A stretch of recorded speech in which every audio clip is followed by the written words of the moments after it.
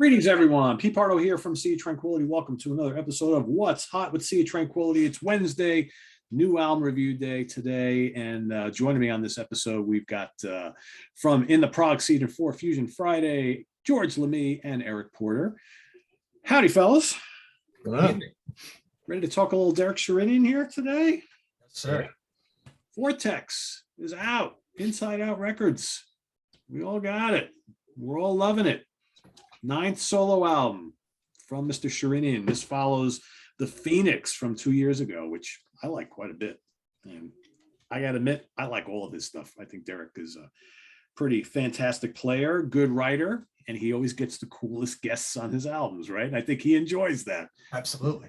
Yeah, I get the impression that he just loves getting like his heroes and people he respects to come play on his album. And there's like a giddiness about it, you know, like because I follow him on Facebook and he's always like, guess who I'm working with? And he throws up a picture up there of some, great guitar player or whoever. And it's just like, that's kind of cool, right? Nice career to have. He's like the instrumental version of Arjun. Yeah, basically. Yeah, exactly. That's a good way to put it. So let's take a look at the digipack there. There he is right there with his big wall of stuff. Let's see the booklet here. Cool shots. Yeah, a cool shot. Guys that appear on the album there. Of course, now he's got this partnership with Simon Phillips as far as help, playing all the drums and helping him write the songs, arrange them, producing that whole 9 yards. They've been working together for a couple of years now, and as Eric just showed, there is Joe Bonamassa and Steve Lukather, along with Derek and Simon. So we've got how many tracks are on this again?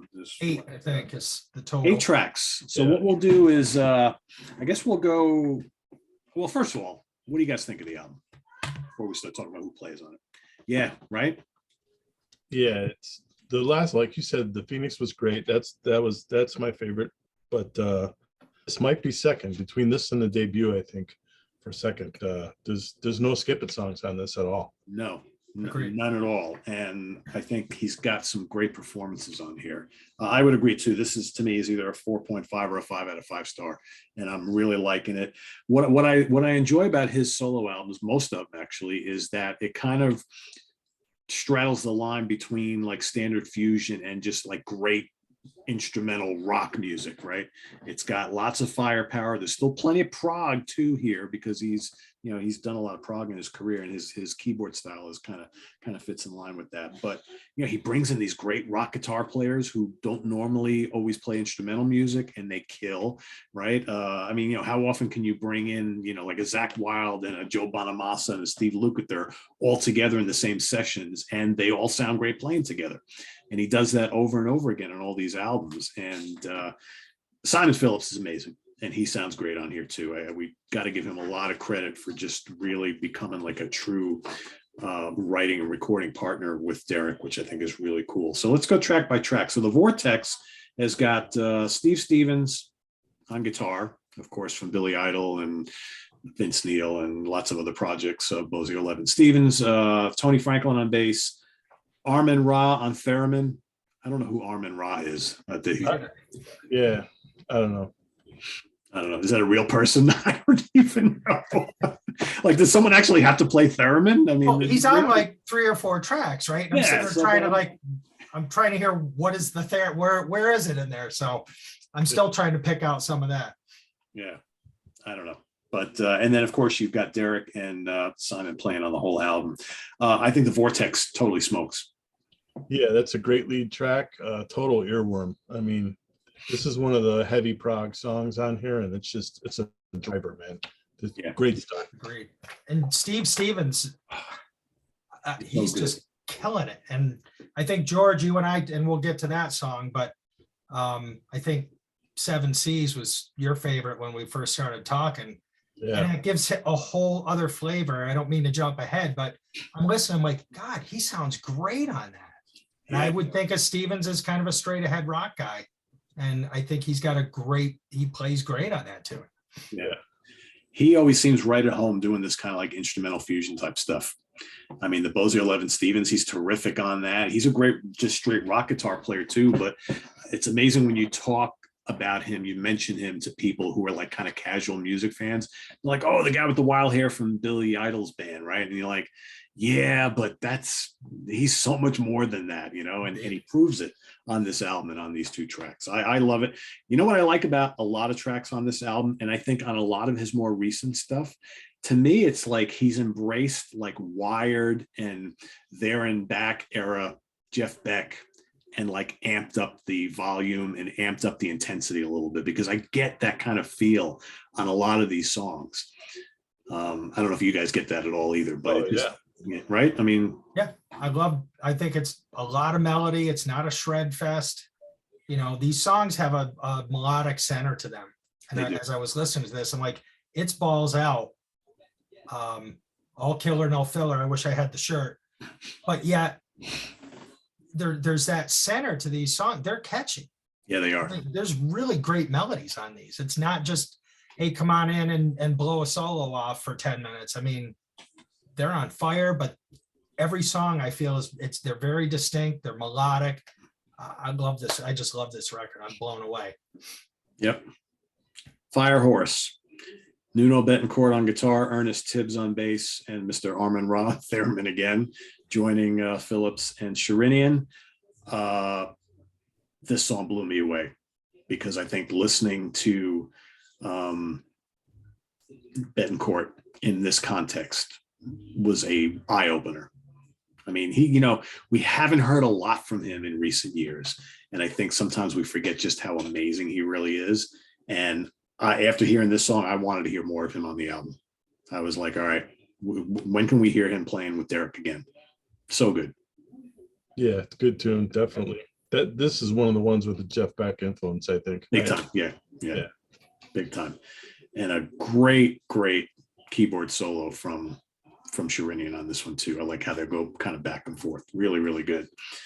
Then we got the one without guitar, which is Scorpion, which has Rick Farabacci on bass, who's terrific. I mean, he's quality on everything that he touches. Yeah. Great bass player. This is Derek playing piano. Yeah. Kind of like a down-tempo Hiromi track.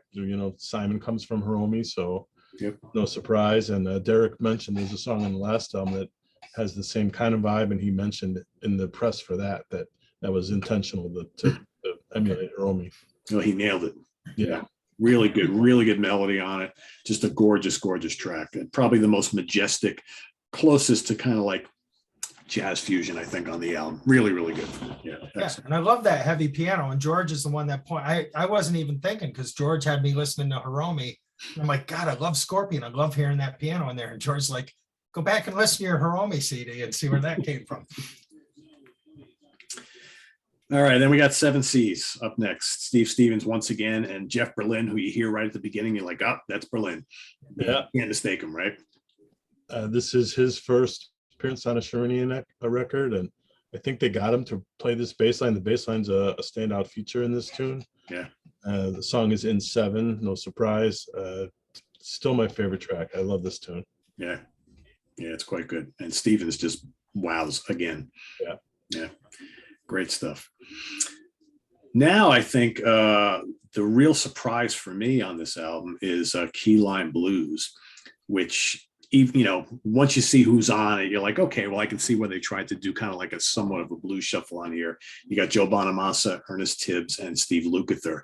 But these guys shred on this song, and this song's got some balls to it. It really does. Yeah, generally I see a blues tune on the track record, and I'm like, I'm not the biggest blues guy, but of course it's Derek, so he's going to do it right. Yeah. With their rips on this tune, I mean, it's probably my least favorite, but not because it's not good, just because everything else I like so much. Yeah. I was like listening to it today again, and I'm like, the first, when the guitar solo one kicks in, first you got Bonamassa, and you know it's him because he's got a very distinctive tone and style. And then, we were talking on Facebook Messenger this week about how, Lukather guests on Derek's albums fairly often, and how he's been quoted as saying, yeah, I don't let it all hang loose on these albums because those guys are all amazing and, whatever. But he goes off on this one. He starts off kind of pensive a little bit, and like he takes a little slow, and then the whole end of the solo is him just going bananas. And I'm like, that's the Lukather I wanted to hear on a Sherinian album. Really, really cool. Really cool. Eric, what do you think of Die Cobra? That's the big. Well, I was going to ask you because it's got Schenker on it, but that's kind of the heaviest one. That's more like the metal tune. It's got that really chugga rhythm guitar stuff going on. But I love having the combos and those guys going back and forth. It's awesome. But I know he's your guy, so I love Schenker. Yeah, he's very tasty on here. I think Zach kills it on this song, as he always does. Zach always seems to sound right at home on a Sherinian album. He's appeared many times. I saw something from Derek about how he wrote the tune around Schenker. He knew he was going to have Schenker for this record, and he wrote the tune with Schenker in mind, which to me is kind of surprising. Do you associate Schenker with, like, this has got kind of like a Middle Eastern feel? Not really, no. I'm actually surprised that when I saw that he was on this particular track, I'm like, all right, that I might have thought him on another song, but because it almost becomes more of a vehicle for Zach, I think, this song. Yeah, when Schenker comes in, everything kind of calms down, he clears out. So maybe he had that in mind. Yeah, that's cool. I mean, it's got sitar and violin and all sorts of other stuff on it. It's a pretty cool song. Yeah, it's like it's what, the second longest track on the album. Third. Yeah. It's about 6 minutes long, but it's really cool. A lot of good soloing, good riffing, good rhythms. And then for me, I think one of the more interesting songs on here, I mean, they're all interesting, but No Man's Land, which, Mike Stern. Another guy making his first appearance on a Sherinian record. Yep. This is a solo write from Simon, so you got a pure fusion tune here, another tune in 7. Just a really good tune, and Stern's got that identifiable tone. When he comes in, it's him in 2 seconds. Yep. Yeah, one of the most legendary jazz players out there who can, he can do rock too. He does fusion, but nobody sounds like him. I mean, he starts soloing, it's him. You're right. He's got that tone, that kind of crying tone, right? But then, when kicks on an overdrive pedal or something, he's just screaming away. It's just, I mean, Stern is just in a class by himself. Great song. And this one, I think, had Tibbs too, right? He plays with Simon and Protocol, so he's in there on bass. Yeah, great bass player. Yeah. Great bass player. And then the big epic at the end, which is Aurora Australis, which is just over 11 minutes long. And that has got Jimmy Johnson on bass, who's the ever dependable Jimmy Johnson, who's played with everybody, and Bumblefoot on Thal, who sounds amazing on it, as you would imagine. And what is the band? We saw the post where they are playing live, and I think Bumblefoot's playing that show, but I'm not sure who else was playing that show. It's Firabraci. Yes, okay.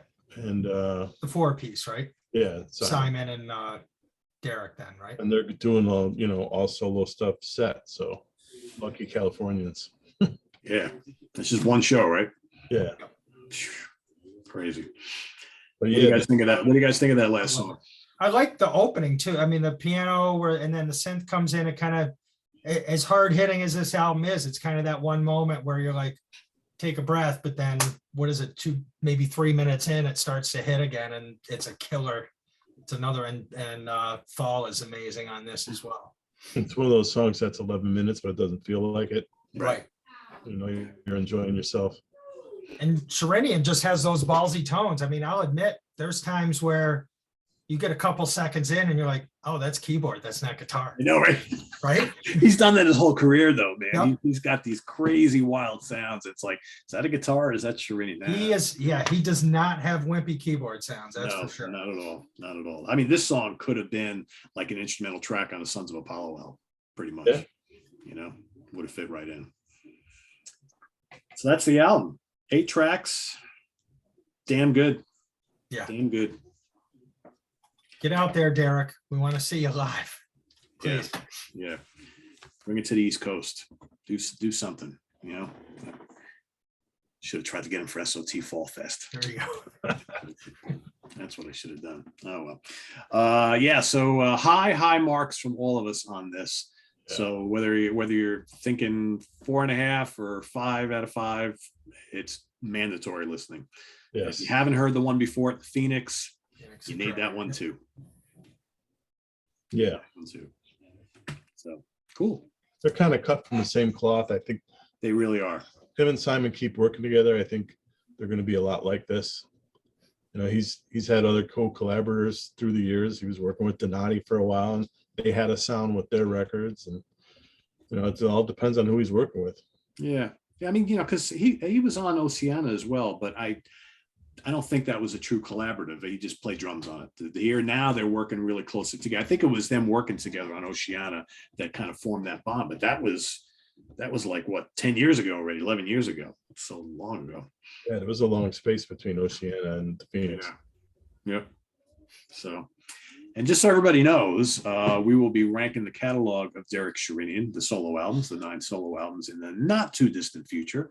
So stay tuned for that, among many other ranking the album shows that we've got brewing below the surface. There's never a shortage of those to do. So that will be coming up fairly soon. I think also